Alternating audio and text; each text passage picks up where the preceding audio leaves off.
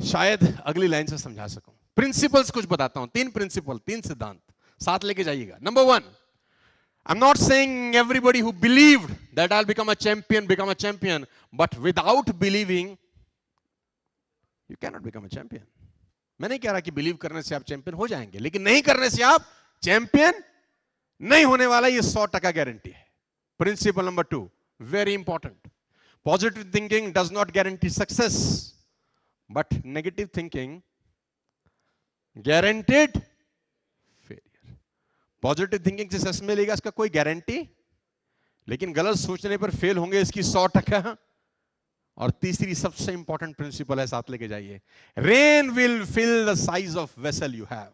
This is the most important principle of belief system, ladies and gentleman. Rain will fill the size of, बाहर बहुत बरसात हो रहा है, बहुत बारिश हो रहा है, धुआंधार बारिश हो रहा है, आपके हाथ में मग है, मग लेकर जाएंगे तो क्या भर के लौटेंगे वापस? बकेट लेके जाएंगे तो क्या भर के लौटेंगे? अगर स्पून लेके जाएंगे तो क्या भर के लौटेंगे? सवाल रेन का नहीं है, सवाल उस पात्र का है जो आपके हाथ में है, जिसको आप भरना चाहते हैं। तो ये थॉट प्रोसेस है कि आपको चाहिए क्या इस जिंदगी में। और मेरा ये कहना है कि जिंदगी देती नहीं है, हमेशा लौटाती है। वो उसी अनुपात में रिवर्ट करती है जो आपने उसको कभी ना कभी। Rain will fill the size of vessel you have, ladies and gentleman. बात समझ में आ रहा है तो बोलो हाँ, आर यू विद मी?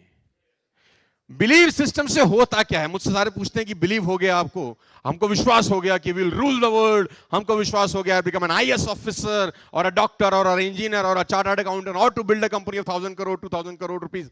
मैं ऐसी कंपनी में जाता हूं जिनका टर्नओवर 20,000 करोड़ रुपीस का है, तो मैं उनको बोलता हूं थिंक कि हम 30,000 करोड़ कैसे होंगे? तुम बोलो सर पागल हो आप, 5% ग्रोथ सोचते हैं, 10% ग्रोथ सोचते हैं, ये साला 50% ग्रोथ कौन सोचता है? तो मैंने बोला हम सोचते हैं। बोला ये कैसे पॉसिबल है? मैं उस आदमी से सीखा हूं जिसका नाम है एलन मस्क, दुनिया का सबसे रईस आदमी है, राइट, 1 नंबर का बदमाश है। उस आदमी का एक बड़ा जबरदस्त फिलॉसफी है। देखो, खराब लोगों से भी अच्छी चीजें सीखी जा सकती हैं, although he is a very big successful human being, Tesla, you know. तो एलन मस्क से किसी ने पूछा कि आपके सक्सेस का राज क्या है? उसने बोला मेरी सक्सेस का बड़ा सिंपल सा राज है कि मैं अपने 10 साल के गोल लिखता हूं कि मुझे अगले 10 साल में क्या करना है। हेलो, मैं अपने 10 साल के गोल लिखता हूं कि मुझे अगले 10 साल में क्या करना है, और फिर मैं सोचता हूं कि मैं इनको 1 साल में कैसा पूरा करूं। तो लोगों ने बोला आर यू मैड? उसने बोला यस आई एम मैड। क्योंकि अगर मैं 10 साल के गोल लिख रहा हूं और वही गोल दूसरा आदमी भी 10 साल के लिए लिख रहा है, वो 10 साल में ही करने का पूरा प्रयास कर रहा है और मैं 1 साल में करने का प्रयास कर रहा हूं, 100% मैं उससे कहीं आगे निकल जाऊंगा। फेल हो जाऊंगा ये मुझे भी पता है, लेकिन उससे 100% आगे निकल जाऊंगा ये मुझे पता है। तो मैं लोड ले रहा हूं अपने ऊपर, मैं कंफर्ट जोन में नहीं बैठना चाहता।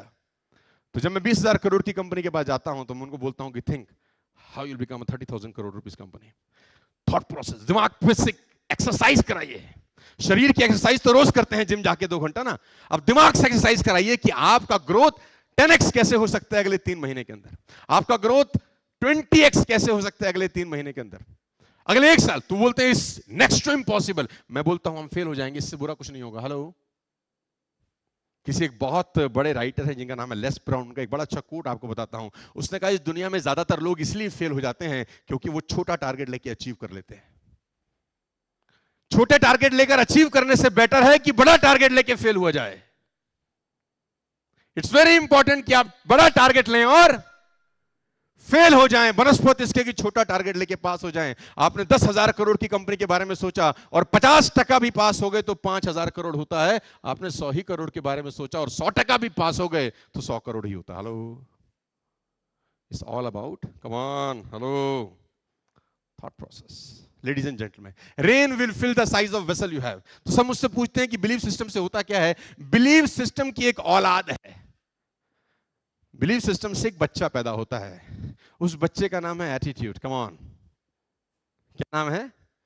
जब आपको बिलीव होता है ना कि yes I will do it, मैं ये कर जाऊंगा, साला आपका एटीट्यूड चेंज हो जाता है, आपका बॉडी लैंग्वेज बदल जाता है, आपकी टोन चेंज हो जाती है, इवन आपका हैंड शेक करने का पैटर्न चेंज हो जाता है। आप मिलिए लोगों से, इर्द गिर्द में लोगों से मिलिए जो डिमोटिवेटेड हैं, जो ढीले ढाले हैं, जिंदगी में कुछ टारगेट गोल सेटिंग नहीं है, आप उनसे हाथ मिलाइए, वो हाथ मिलाएंगे नहीं, वो हाथ दे देंगे, आप ही मिला लो। बोले उनसे नाम पूछिए, क्या नाम है? सुमित। अरे बाप ने इतनी मोहब्बत से रखा है भाई, कॉन्फिडेंस नहीं। गाइस, बिलीव सिस्टम का एक औलाद है जिसको बोलते हैं एटीट्यूड। जैसे आपका बिलीव, हमारा बिलीव सिस्टम सेट हुआ 99 2000 के अंदर, यस यार। हमारे पड़ोस में एक अंकल थे, वो चलाते थे मर्सिडीज बेंज। तो अपने को ये लगता था कि जब ये अंकल जी मर्सिडीज चला सकते हैं तो हम भी कम ऑन चला सकते। तो मेरे पापा ने बोला ये बहुत बड़े इंडस्ट्रियलिस्ट हैं, इनके पास बहुत पैसे हैं। तो मैंने बोला ये माँ के पेट से थोड़ी लाए थे, ये भी तो यही मार्केट में ग्रो हुए, अगर ये कर सकते हैं तो पापा। और धीरे धीरे धीरे धीरे करते हुए एम्पायर खड़े होकर एक चीज बना ली हमने। एटीट्यूड बहुत इंपॉर्टेंट रोल प्ले करता है। एक एग्जांपल देता हूं, सुनना चाहेंगे तो बोलिए हाँ। बहुत फेवरेट एग्जांपल है मेरा, कम से कम 100 200 500 बार दे चुका हूं। हाँ बोलेंगे तो सुनाऊंगा, क्योंकि आप ना बोलते तो सुनाता हूं मैं फिर भी। आप में से कितने लोगों ने जंगल सफारी किया है कभी? Everybody must. मैं भी जिस रास्ते से आया वो तो पूरा जंगल टाइप रास्ता है यार, है खतरनाक, दिख ना जाए मैंने कहा कुछ। आप लोग जंगल गए हैं? Come on. सबसे तेज कौन सा जानवर दौड़ता है जंगल में? श्योर। सबसे ऊंचा जानवर कौन सा होता है? Come on. जिराफ। बच्चे ने बताया, वाह। सबसे भारी जानवर कौन सा होता है? Come on. एलिफेंट। और क्लेवर जानवर कौन सा होता है?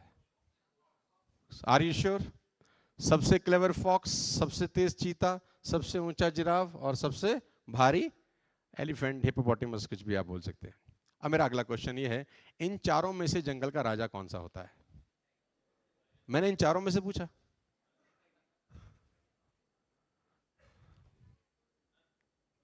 यानी राजा होने के लिए कोई क्वालिटी लगती ही नहीं है ना।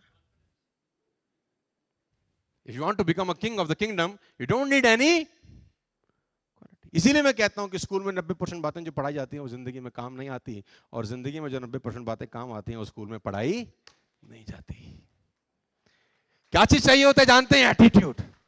तो शेर से किसी ने पूछा कि महाराज, जंगल के राजे आप क्यों हैं? ना तो आप सबसे फुर्तीला हैं, ना सबसे ऊंचे, ना सबसे भारी, ना सबसे क्लेवर, ऐसा कोई क्वालिटी आपके अंदर तो देखने में एक बड़ी बिल्ली है बस। इफ यू सीक इजीली तो आपको लगेगा एक बड़ी बिल्ली है, दैट्स इट। लेकिन साला सबकी फाड़ रखी है आपने। बोले हाँ क्यों है आप जंगल का राजा? उसने बोला कान लाओ तो बताता हूं, शो मी योर ईयर। तो कान लेके आया। उसने बोला मैं जंगल का राजा इसलिए हूं क्योंकि मुझे लगता है कि मैं जंगल का राजा हूं, because I believe I am the king of the. अच्छा आप अंदाजा लगाइए, देखिए कुदरत कितना कुछ सिखाती है। आप सोचिए, आंख बंद करके सोचिए, साला हाथी डरता है शेर से। हाथी का साइज देखो आप, हाथी की ताकत तो देखो। अगर हाथी अपना पैर शेर पे रख दे, ये उठ पाएंगे बाबूजी? सोचिए आप एक मिनट के लिए, क्या उठ पाएगा? अगर वो अपनी सूंड में लपेट के फेंके तो महाराज 20 फीट दूर जाके गिरेंगे, if I am not wrong. Hello. बावजूद इसके शेर रूल कर रहा है। एलिफेंट ने लॉयन को देखा, जंगल में क्रॉसिंग हुई, और लॉयन ने एलिफेंट को देखा, आंखों ही आंखों में इशारा हो गया, बैठे बैठे जीने का सहारा हो गया। दोनों ने देखा एक दूसरे को। तो जैसे एलिफेंट ने लॉयन को देखा, एलिफेंट के दिमाग में एक थॉट आया, पूछे क्या? ईटर, ये साला मुझे अब खाएगा। डिफेंसिव मोड में चला गया। और लॉयन ने जैसे एलिफेंट को देखा, इसके दिमाग में भी एक थॉट आया, छोटी बिल्ली है देखो, लंच, आज निपटा देंगे अपन। आप कल्पना करिए उसके थॉट प्रोसेस के बारे में।